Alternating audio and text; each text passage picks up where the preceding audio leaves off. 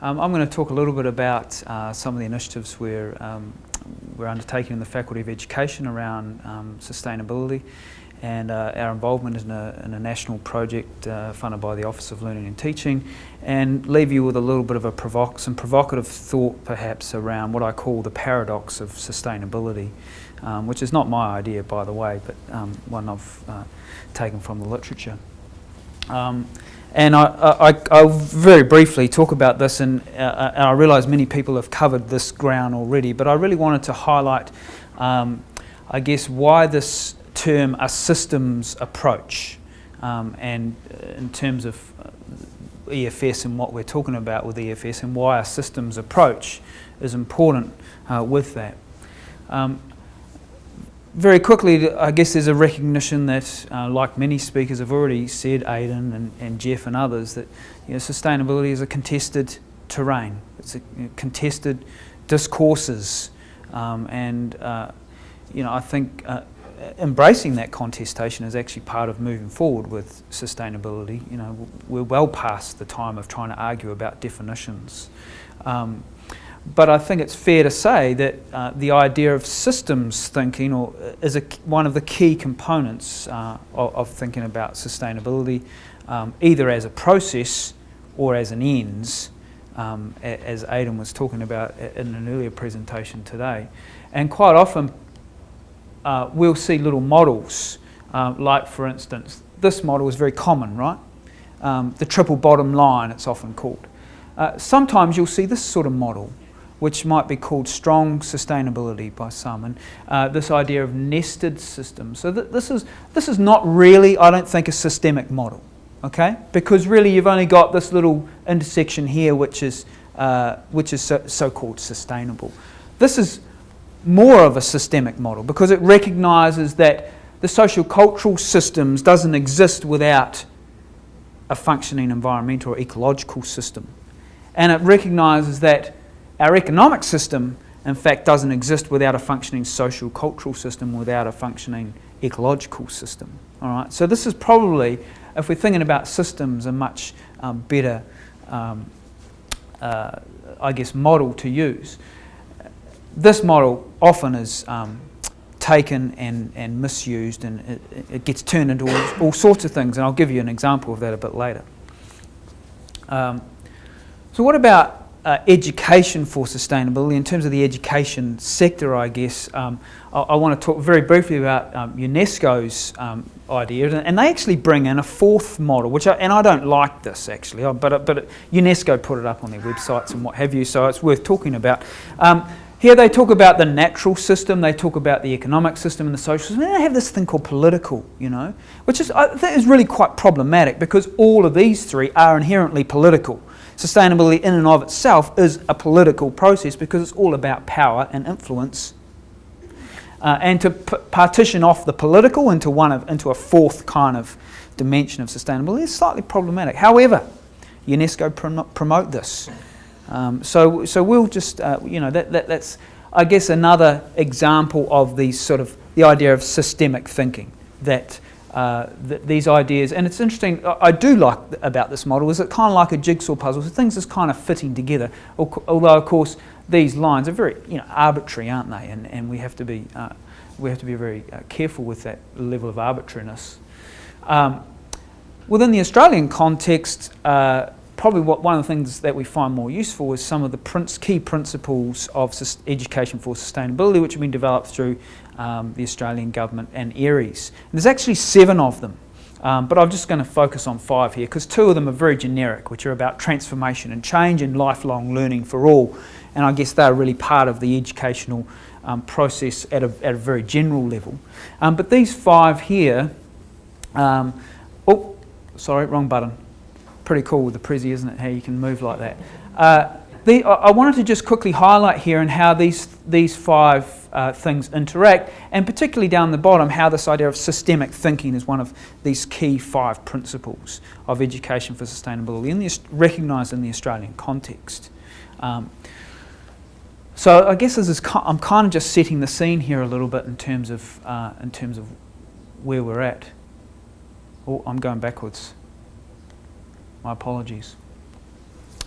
So in terms of Australian schools and in teacher education, how are we going around embedding education for sustainability? Probably the most well-known piece of research in Australia is Tilbury, Coleman and Garlick. It's pretty old now, 2005, in terms of schools and what they were doing. That yes, there's progress towards EFS in schools, and this is 2005. There's certainly more progress, and whole school approaches are emerging, but we've got a long way to go. And some research that I was involved in earlier in the year with early childhood educators in this state, there's lots of good stuff going on, but it tends to be lots of veggie gardens and composting and worm farms, and those things are great. They're really good, but they in many ways lack a systemic whole of institution approach. What about pre-service teacher education? What do we know about that? Well, Steele's probably the most recent piece of research we can find across Australia, and suggesting that really pre-service teacher education is lagging behind schools, and that in pre-service teacher education we're not equipping our young teachers to be able to go out into schools and to be able to work in this area of education for sustainability. And this is kind of concerning, given that one of 3 cross-curriculum priorities in the new Australian curriculum is sustainability. So I guess this is kind of where, partly where I'm coming from, and a group of my colleagues, many of whom are here in the Sustainability Place and Society Teaching and Research group in our faculty, are thinking more and more about what this means for us in terms of our role as teacher educators. So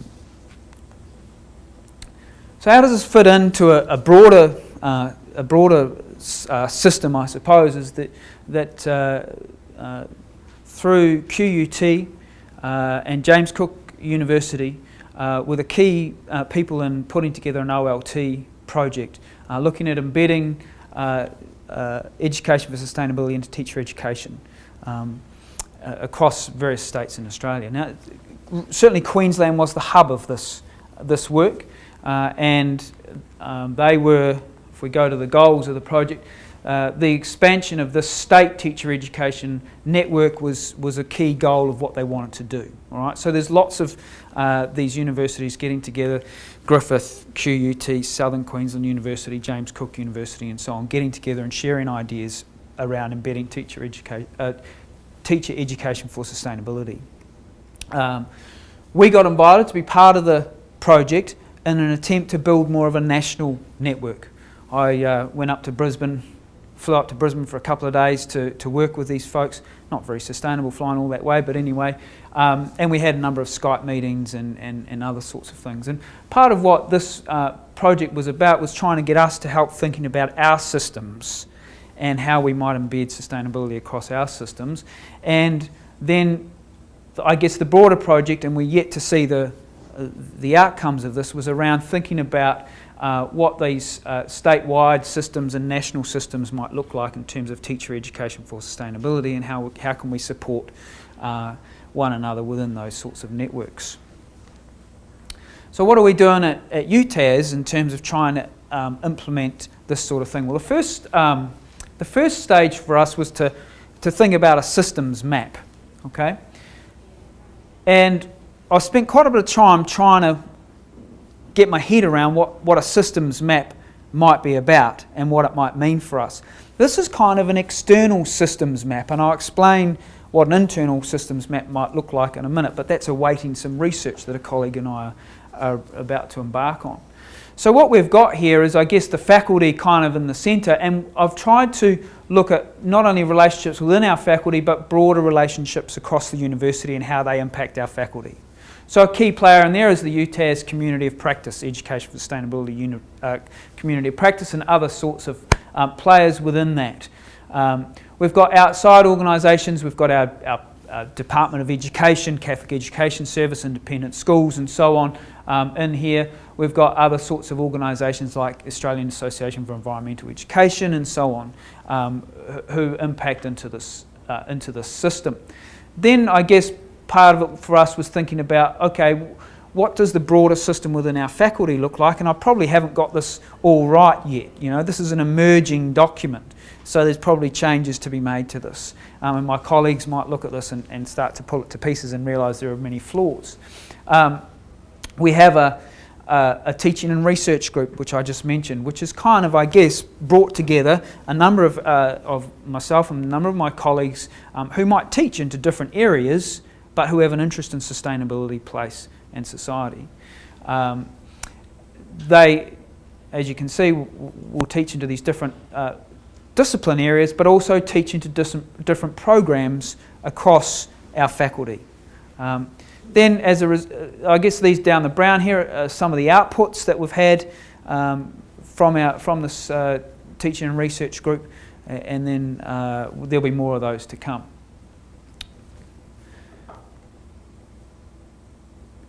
One of the things, I guess a second thing that we've done out of this process, and the impetus has come somewhat from being involved in this national project, but the impetus also came from the reality that if you continue to have units with very small numbers of students, they become financially unviable. So how can you create units where more students will want to enrol so that you can maintain your place within the university world? The Faculty of Education had an outdoor education program, which had small units. I was teaching into that program. I still am teaching into that program. One of the things we've had to do to rethink what outdoor education might be, what experiential education might be, what outdoor learning might have to offer across the curriculum, and how sustainability might interact with that, particularly in relation to us. I'm running out of time. So we've developed a couple of brand new units which are specifically related to education for sustainability, and we've introduced those into the faculty and into this outdoor education specialisation, and we've kind of renamed it Outdoor and Sustainability Education. Now, this, Nick, we were at your presentation earlier, you're getting us to do a thumbs up and a thumbs down. Is this congruent with systems thinking? No, it's not. All right? So, where do we need to get to? Right? That is an example of just a bit of curriculum change. It's not an example of implementing sustainability at a systemic level across our faculty. So we need to do a lot more work. We need to be thinking about how EFS can be embedded or mainstreamed across the faculty. A part of that is to work out what are we doing at the moment. So my colleague Peter Brett and I we just had an ethics application approved recently, and we're about to roll out a bit of a research project using some of the tools that were used in the steel research, which was I had earlier as a reference, using some of the tools there to look at mapping our provision of education for sustainability across our faculty. And it's interesting, Jeff, to hear your thoughts this morning. It would be good to touch base with you further about that. And so we're about to roll out this bit of a project here, and then I guess it's about being political in terms of thinking about our continued efforts to ensure that, or to try and maintain that sustainability is embedded across our faculty.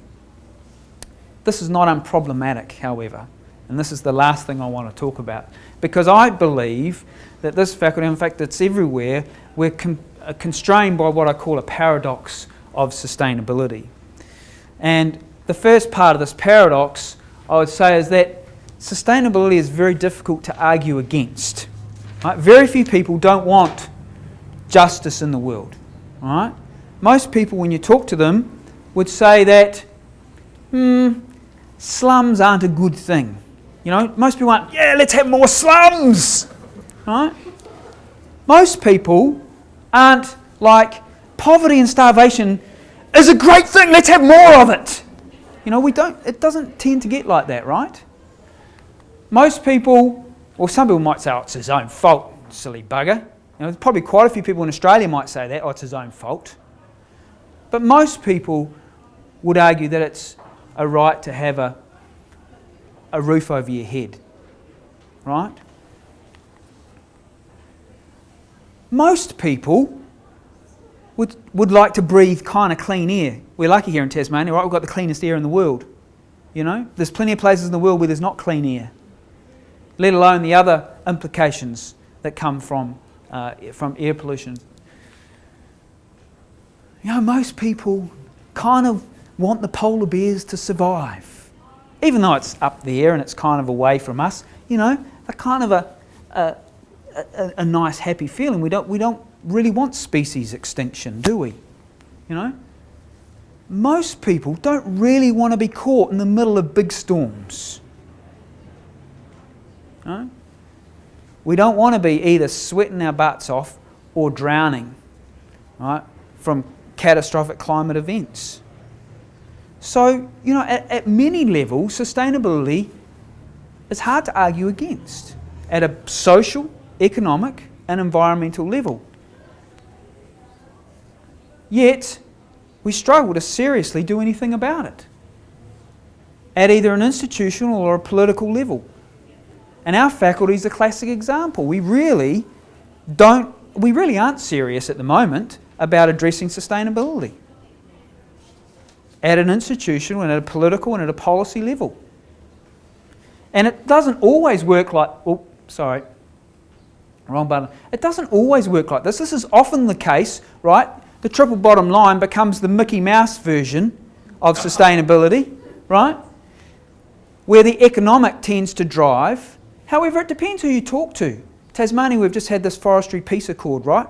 If you talk to the loggers, what would they put in the big circle? They'd put the environment. They'd put the environment in the big circle. So it's not always the economic that drives the big circle, right? But often we get these distorted visions or ideas of sustainability, which aren't really sustainable at all. And in many ways, and one of my favourite authors, Igor Bludholm, talks about this idea of an ecological paradox. He talks about the politics of unsustainability. And I think this little quote is fantastic. He kind of describes this ecological paradox at the moment as the curious simultaneity of an unprecedented recognition of the urgency of radical ecological policy change on the one hand, and an equally unprecedented unwillingness and inability to perform such change on the other.